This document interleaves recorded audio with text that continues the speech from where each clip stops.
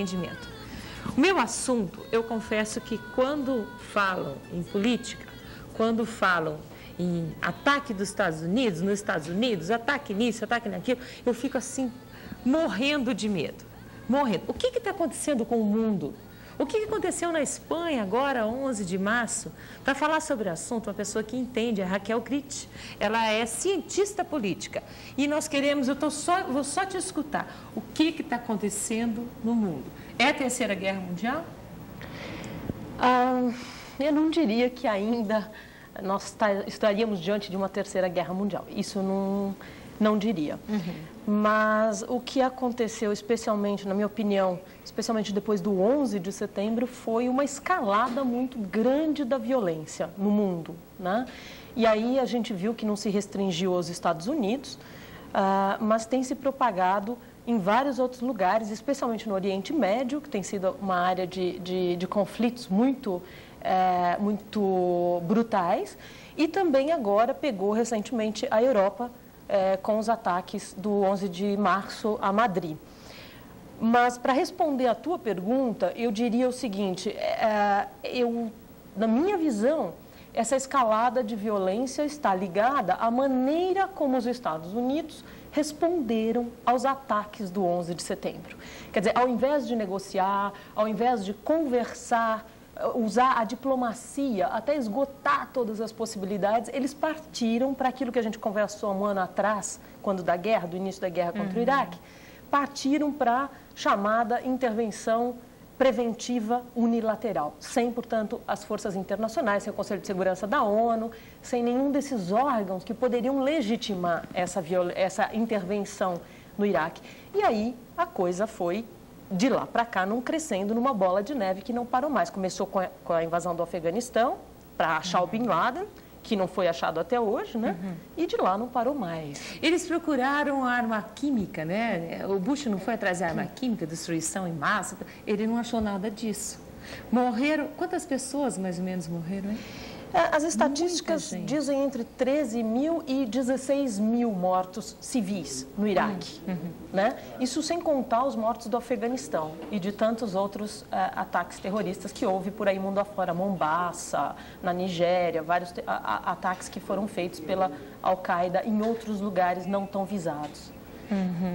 Então, você acha que dos Estados Unidos, daquela coisa toda que aconteceu, da guerra lá, de repente, o que tem a ver com a Espanha? É uma reação do mundo? Por quê? Porque dá medo hoje de você viajar, não dá? Eu tenho medo. Meu marido daqui a 2 meses vai para os Estados Unidos. Falei para ele, pelo amor de Deus, será que você tem que participar desse congresso? Ele vai dar aula no congresso. O mundo está se tornando a cada dia um lugar mais perigoso. Quanto a isso, não resta dúvida. E aí, não é mais como antes, né? Que a gente ia para a Europa, ia para os Estados Unidos, o chamado primeiro mundo, né? Sem medo, porque lá não acontecia mais nada. Eles também agora entraram na lista do rol dos países perigosos. Aliás, alguns deles, por exemplo, os Estados Unidos, a Inglaterra, a Itália, pela colaboração com os Estados Unidos, com os americanos na intervenção no Iraque, se tornaram alvos em potencial. Então, é muito provável, sim, que algo possa acontecer nesses lugares, como aconteceu recentemente na Espanha. Então, eu queria frisar uma coisa, Clara. Essa medida, vamos dizer, veio o 11 de setembro, derrubaram as Torres Gêmeas em Nova York. Pois bem, a reação a este episódio é que eu acho que foi o embrião de toda a violência que nós estamos assistindo. Que desencadeou tudo isso. Que tem desencadeado tudo isso. Por quê? Estou dizendo isso porque qual foi a primeira reação americana? Você podia ter usado a diplomacia para combater isso, como todo o governo democrata norte-americano. Seria conversar traduzindo, diplomacia. Vamos conversar, vamos ver o que nós podemos fazer. Exatamente, usar os fóruns internacionais todos disponíveis, a ONU, para ver que medidas tomar com gente que tinha experiência com terror. Por exemplo, a Europa tem o ETA lá há muito tempo, tem o IRA na Irlanda, tem vários grupos terroristas agindo na Europa. A Europa tem experiência de como reagir ao terror. Deixa eu só falar, você falou em ETA, vamos traduzir para o pessoal? Porque tem vezes que a pessoa assiste e diz assim, o que está falando? ETA é mais um código? O que é isso? O que é a ETA? Não, a ETA é o grupo separatista basco que luta pela independência de uma parte do País Basco, uma parte no norte da Espanha, que fala uma outra língua, inclusive uma língua chamada euskera, não é propriamente castelhano, fala uma outra língua, uma língua que é a mais antiga da Europa, tem 6.000 anos, data de 6.000 antes de Cristo, para você ter uma ideia. Então, eles se consideram uma etnia diferente dos espanhóis, e eles querem a independência, eles ficam ali no norte da Espanha com o sul da França. Então, toda aquela região advoga e pede, reivindica a sua separação, a sua autonomia política, econômica e tudo mais do governo espanhol. E justamente o Aznar, nos últimos 8 anos, o ex-premier agora, Aznar, José María Aznar, ele vinha endurecendo muito com o ETA nesses últimos anos. Ele vinha cortando, vamos dizer assim, a cabeça desse grupo separatista e tinha quase que acabado com a força deles. Os ataques diminuíram, os ataques da ETA, então, dentro da Espanha, diminuíram brutalmente, eles estão muito enfraquecidos. E quem foi responsável lá na Espanha? Quem fez? Quem que fez tudo aquilo? Olha, todas as investigações até agora indicam para o terrorismo internacional, indicam para a tal da Al-Qaeda. Toda a dificuldade, talvez, para o telespectador, esteja no entendimento do que é essa tal da Al-Qaeda. Aqui a pergunta. Tá aí a pergunta? Então, vou lá. Eu li um artiguinho esses dias aí que me pareceu assim, muito interessante para explicar para as pessoas o que é Al-Qaeda. Imagina uma franquia, né? Uma franquia de uma loja. Não vou citar nomes porque depois acabo processada, né? Mas imagina uma franquia de uma marca muito famosa, uma grande marca, que tem suas lojas espalhadas mundo afora. Tem as suas representações espalhadas mundo afora. Não quer dizer que o dono daquela franquia controle pessoalmente todas aquelas lojinhas espalhadas no mundo, né? A Al-Qaeda é a mesma coisa. Ela é uma grande logomarca que abriga uma certa ideologia, a ideologia do terrorismo, né?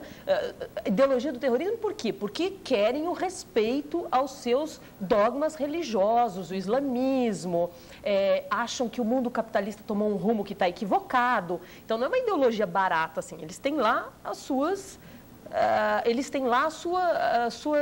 convicções. Agora, o problema está no método. O problema da Al-Qaeda reside no método que eles usam, que é a violência indiscriminada contra governos, contra civis, contra qualquer tipo de ser humano, né? E isso é o que os torna assim tão pavorosos. Mas então, dizer assim que foi a Al-Qaeda que atacou a Madrid, dizer que a Al-Qaeda é responsável, é muito genérico. Foi uma das células da Al-Qaeda, ou 2 ou 3 coligadas. Então, vamos dizer, 2, 3 franquias daquelas células espalhadas pelo mundo.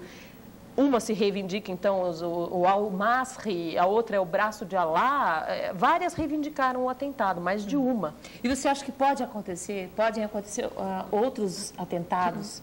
Você que entende, que estuda isso, você também tem medo, igual eu estou confessando que tem esse medo? Medo do que você diz? Medo de mais bomba, medo de mais terrorismo, medo de mais ameaças e mais mortes? Olha, Clara, eu acho que no rumo, diante do rumo que as coisas tomaram, é irreversível a volta a negociações pacíficas. Eu acho que o terrorismo vai ser a nossa realidade para as próximas décadas. Nós vamos ter de aprender a conviver com o terror, porque ele veio para ficar, né? E ainda mais da maneira como os governos, linha duras, neoconservadores do mundo, Estados Unidos e depois aqueles apêndices, a Grã-Bretanha, a Itália que apoiou, a Espanha, Portugal, a Polônia, todos aqueles regimes que apoiaram, acabaram, vamos dizer, enchendo a bolinha dessa pretensão hegemônica que os Estados Unidos tinham sobre o resto do mundo, por serem a maior e a única potência militar do planeta, né? É uma briga de poder?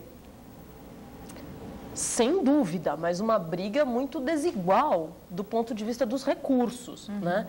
Porque é incontrastável o poder norte-americano. Ninguém tem dúvida que os norte-americanos são hegemônicos em termos militares, em termos comerciais, ainda hoje, econômicos também, né? Então, é uma briga muito assimétrica do ponto de vista dos envolvidos. Agora, o terror tem lá a sua maneira de agir para qual mundo ocidental, regido por leis, por constituições, por governos que, de alguma maneira, agora democráticos, boa parte, não estão preparados para reagir. Eu preciso encerrar, mas eu quero fazer só uma pergunta, depois nós compensamos no outro bloco. O que mudou no mundo depois de tudo isso, desde que começou 11 de setembro nos Estados Unidos? O que você assim, para finalizar, o que você acha que mudou? Dá para você resumir isso? É complicado, né? Uau!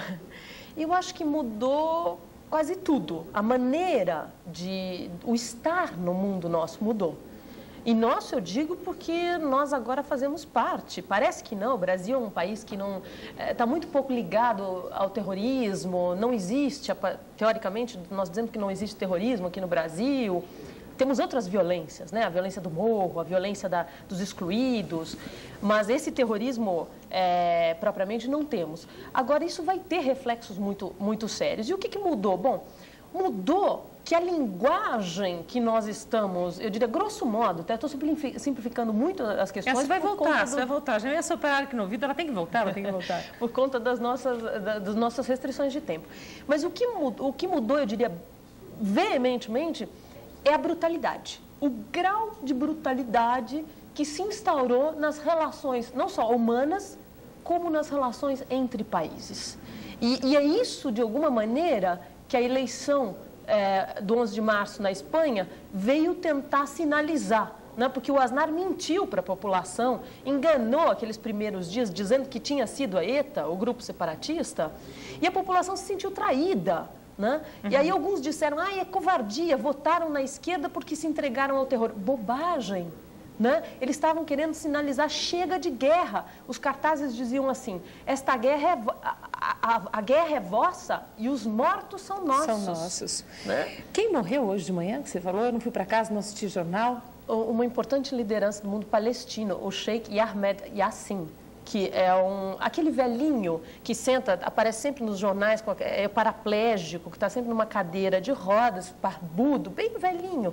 Ele é o chefe, no fundo, foi um dos criadores, dos pais, mentores intelectuais do grupo Hamas, que é, vamos dizer assim, o grupo que apoia, é o braço, um dos braços do Yasser Arafat, né? E um grande líder espiritual entre os palestinos. Você viu que faltou? Faltou falar sobre os kamikazes, que eu quero saber, faltou falar sobre um monte de coisa. Vou guardar todo esse material que minha produção, eles prepararam com muito carinho, eu vou guardar e você vai voltar, você passando essa porta, você já marca o seu horário aqui.